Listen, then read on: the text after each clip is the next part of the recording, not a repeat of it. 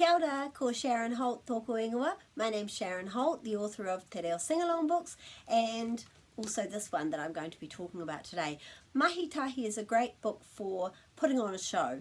So that's what the children in this book are actually doing, and I thought it's not really a game, but it's an idea for a project for you, which could actually be something that you would do over a whole day or a few days, possibly even a week, and ending with putting on a show. So quite a project really, so hopefully some of you will enjoy doing that, and the children will as well. It's suitable with various levels of help for children in preschool or in schools, so I'm sure you'll be able to manage it. If you don't already have our Mahi Tahi book, you can purchase it or you can get it from the library. So Mahi Tahi means work together. Mahi work, tahi one, work is one, work together. And if you're not familiar with this book and song, it's about some children working together to put on a show. So that's the end product if you want to take this idea to its final conclusion. So here we are, Mahi Tahi show. So one of the things that you need to decide on with the children is what kind of costumes they would be wearing. They might choose to just use whatever they have at home or around the place. If you're at a preschool, around at the preschool, these children have found lots of things like onesies, masks, some of those big slippers you can get, making shoes perhaps out of little boxes, wearing gumboots where it matches the theme, making cardboard plate masks. You can make the masks that just up this half or at this half. Any kind of things that they have which maybe already has an animal on the front. The tail idea, just having a bit of elastic round the waist with the tail coming off the back, just having a headband with ears, all of those, you know, doing something with gloves, changing up something to do with socks. There's all sorts of things, capes with that one. So these are the different animals. There are 8 animals in here which they would be having different costumes for.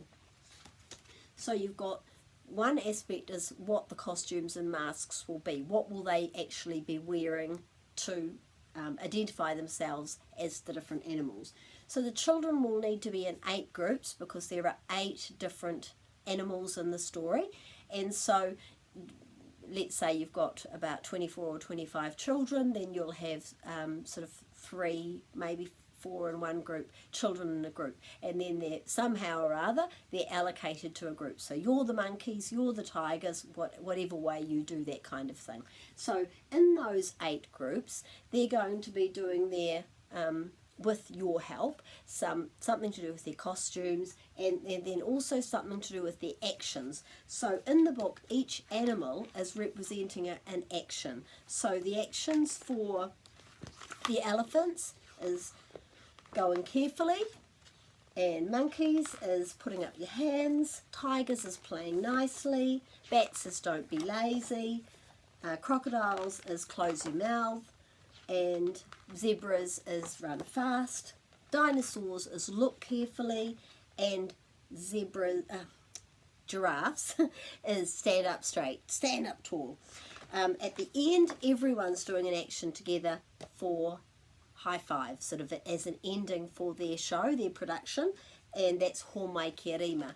So being familiar with the book and knowing that you've got costumes, you've got the children in groups, in 8 groups, however many there is per group is up to you, and also there probably needs to be a separate action which goes at the beginning and at the end for the parts where in the song it's Mahi Tahi tamariki ma. There's quite a bit of that at the beginning and quite a bit at the end. So as well as the individual actions, perhaps as a group they could all work on how to make a dance that kind of embodies the idea of work together.